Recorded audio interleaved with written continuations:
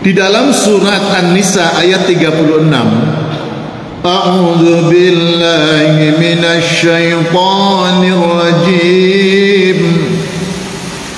Bismillahirrahmanirrahim.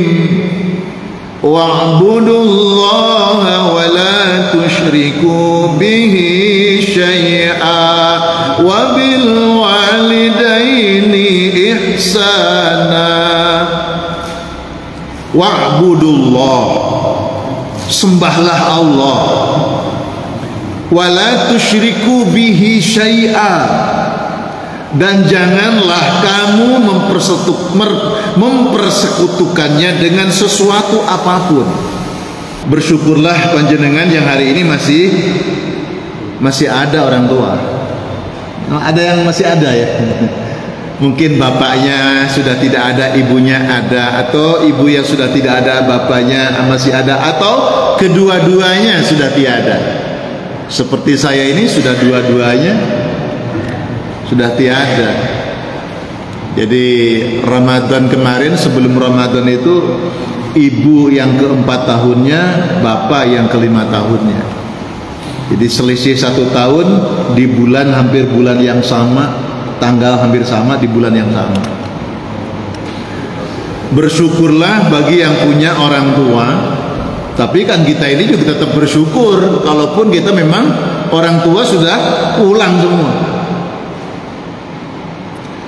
Di dalam surat An-Nisa ayat 36, A'udzu billahi minasy syaithanir rajim. Bismillahirrahmanirrahim. Wa'budullaha wa la tusyriku bihi syai'a wa bil walidaini ihsana. Wa'budullah, sembahlah Allah, wa la tusyriku bihi syai'a, dan janganlah kamu mempersekutukannya dengan sesuatu apapun.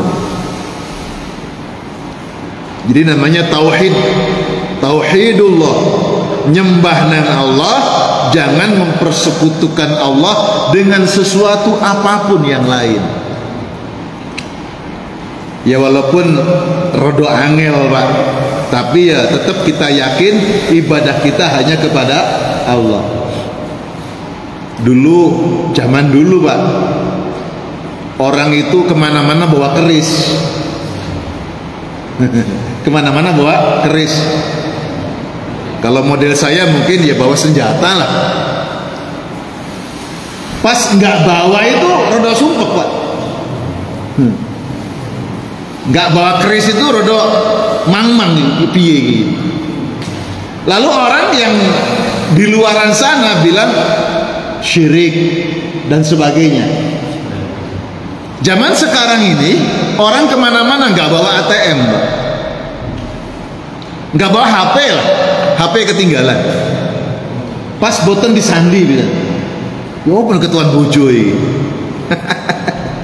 Iku mang-mang juga Pak. Niku syirik no boten. Jadi tidak sembarang gitu ya maksudnya, maksud saya. Kalau zaman dulu orang pakai keris tidak sembarang, kemudian kalau bawa keris kemana-mana syirik. Atau kita ini kalau kemana-mana nggak bawa HP itu dan dikduk ya. Atau nggak bawa ATM ke mall itu kan, yopui. Apakah dinamai syirik? Ya tidak juga. Ya namanya kita manusia, dari sisi kemanusiaannya memang begitu. Di kegelapan jalan sendirian, suaranya macam-macam gitu kan, udah merinding. Terus masa dikatakan syirik? Kan enggak juga kan? Ya memang manusiawi. Ya kita dengan penuh kesadaran bahwa Tuhan kita adalah Allah, kiblat kita adalah Allah, tempat yang kita sembah adalah Allah. Cuma rasa terhadap dunia ini memang masih ada rasa, itu wajar. Wa'budullaha wa la tusyriku bihi syai'a. Nah, cuma memang kan tingkatan, Pak. Orang iman tauhid itu bertingkat. Itu. Kalau tingkatannya yang sudah mantap gitu, ya beda, Pak. Man khafallah khafahu kulla syai'. Orang itu kalau hanya takutnya hanya kepada Allah, maka sama sekali dia tidak merasa takut dengan apapun hanya selain Allah. Dan justru ketika halnya takutnya kepada Allah, maka bumi ini, makhluk di bumi ini dibikin takut kepada orang ini. Itu kalau orang tauhidnya sudah Yahud, it's the best. Nah, kita ini kan ya begitulah. Kita ini kan kalau nggak punya duit sumpah tuh, Pak. Padahal kita yakin Allah maha kaya, kan gitu, Pak ya. Sama kita sumpah, masa orang sumpah terus syirik, nggak manusiawi. Cuma kalau dia kemudian berpindah keyakinannya, tidak butuh Allah lagi, hanya dunia yang menjadikan dia bahagia, ya itu bisa berpaling. Wala tusyriku bihi syai'a, dan janganlah mempersekutukan Allah dengan sesuatu apapun. Wabil walidaini ihsana, wabil walidain, dan kepada kedua orang tua ihsana, hendaklah engkau berbuat baik. Ihsan. 1 An-Nisa ayat 36. Yang kedua, surat Al-Isra ayat 23. Wa qadha rabbuka alla ta'budu illa iyyah wa bil walidaini ihsana. Wa qadha rabbuka alla ta'budu illa iyyah. Di Allah sudah mentakdirkan dalam kehidupan ini, membuat sebuah ketentuan dalam kehidupan ini, supaya kita tidak menyembah kepada apapun kecuali hanya menyembah kepada Gusti Allah, dan kita agar berbuat baik, berbakti kepada ibu bapak. Ini luar biasa. Jadi para ulama itu ini sejajar. Perintah ibadah kepada Allah dalam arti menyembah Allah dengan berbakti kepada kedua orang tua, perintahnya sejajar, sama. Ning penyebutannya nang Allah dulu, baru kepada kedua orang tua kita wajib berbakti. Artinya apa? Ketika seseorang itu menyembah kepada Allah, maka pastikan dia berbakti kepada kedua orang tua. Jangan pincang. Nang Allahnya taat, tapi kepada kedua orang tua dia tidak bakti. Jangan sampai seperti itu, karena perintahnya sama di sini. Bapak Ibu yang dimuliakan oleh Allah, maka di sini penyebutannya birrul walidain, berbakti atau berbuat baik kepada kedua orang tua. Tapi kalau istri bukan berbakti kepada suami, istri itu taat. Gitu. Kalau istri taat kepada suami, kalau anak bukan taat kepada orang tua, tapi berbakti kepada orang tua. Sehingga boleh jadi ada orang tua memerintahkan berbuat tidak baik kepada anaknya. Anaknya boleh tidak taat, tapi tetap penyambutannya, akhlaknya, sikapnya tetap baik. Tapi kalau istri, apa yang diperintahkan suami wajib taat, kecuali perintah maksiat. Kalau perintah untuk maksiat boleh menolak, dalam arti itu tidak benar Kang Mas, itu dosa, boleh menyampaikan. Bapak Ibu yang dimuliakan oleh Allah, dalam hadis Rasulullah SAW, riwayat daripada Imam Al-Bukhari dan Imam Muslim, ketika Abdullah bin Mas'ud radhiyallahu anhu, beliau berkata, dan beliau bertanya kepada Rasulullah SAW, sa'altun nabiyya sallallahu alaihi wasallam ayyul amali ahabbu ilallah. Kata Abdullah bin Mas'ud bertanya kepada Rasulullah, amalan apa yang paling dicintai oleh Allah ya Rasulullah, kan? Dia bertanya kepada Nabi, amalan apa yang paling dicintai Allah Subhanahu wa taala? Qala, Rasulullah menjawab, as-salatu ala waqtiha, salat pada waktunya.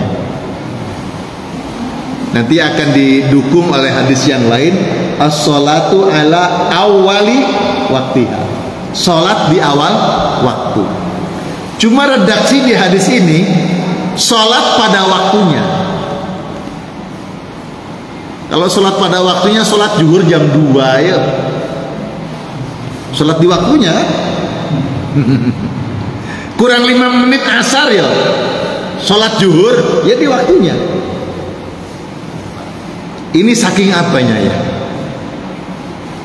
Rasulullah itu tidak ingin memberatkan sebenarnya dalam hal urusan ibadah kepada Allah, asalkan mau sholat di waktunya. Tapi nanti kalau ingin naik derajat, as-sholatu ala awwali waktiha, sholat di awal waktu. Seperti mau pembagian sembako kan gak mau terlambat toh. Mesti datang lebih awal. Ancen iki ngajine ya gak ono makeme. Coba ono makeme ku pasti sebelum maghrib banyak yang datang. Kira-kira apunten. Saya kan sering di masjid yang ada karpetnya itu, monggo takmir sesekali. Karpet itu dibikin ajaib.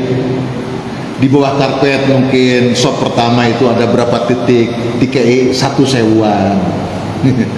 Nanti sop 2, sop 3 diacak gitu. Tapi jamaah itu seneng masuk sop itu, sambil nginceng-nginceng ono duitnya enggak. Luar biasa.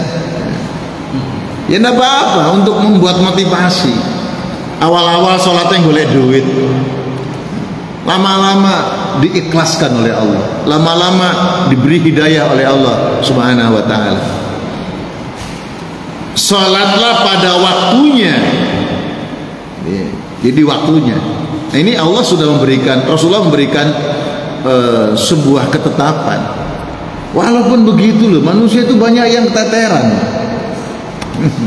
Sholat zuhur ya wis asar. Masya Allah. Sholat asar, sholat maghrib, sholat asar wis maghrib. Padahal waktunya sudah diberikan ketentuan. Kalau di zaman Nabi dan zaman sahabat, kemungkinan itu mesti terjadi sebenarnya, tapi tidak. Sebab orang untuk melihat waktu itu harus melihat ke atas, tanda-tanda alam.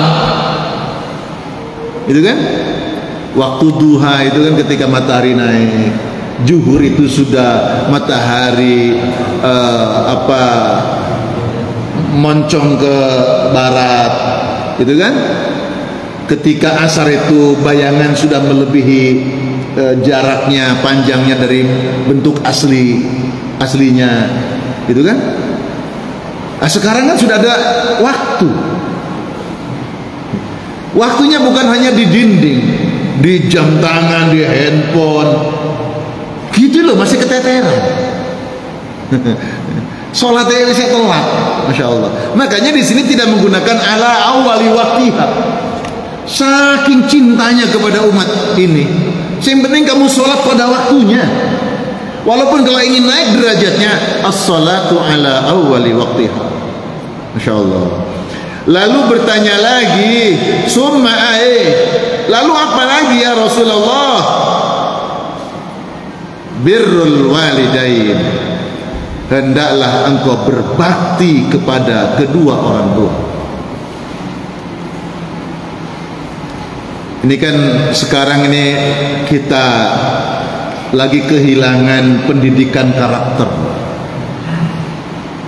Yang rame itu kan pendidikan berbasis kompetensi. Kompetensi itu bagaimana supaya pinter, cerdas.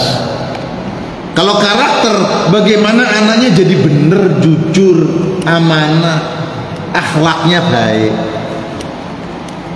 Ya kalau dikawinkan sih pendidikan karakter itu juga melahirkan kecerdasan. Orang yang jujur itu mendapatkan pembelajaran dari Allah Subhanahu wa taala. Dan itu bukan orang itu bisa jujur, bisa akhlaknya baik. Itu bukan serta-merta, tetap belajar, dilatih. Birrul walidain. Qala, ditanya lagi, sumai al jihadu fi sabilillah, berjihad di jalan Allah.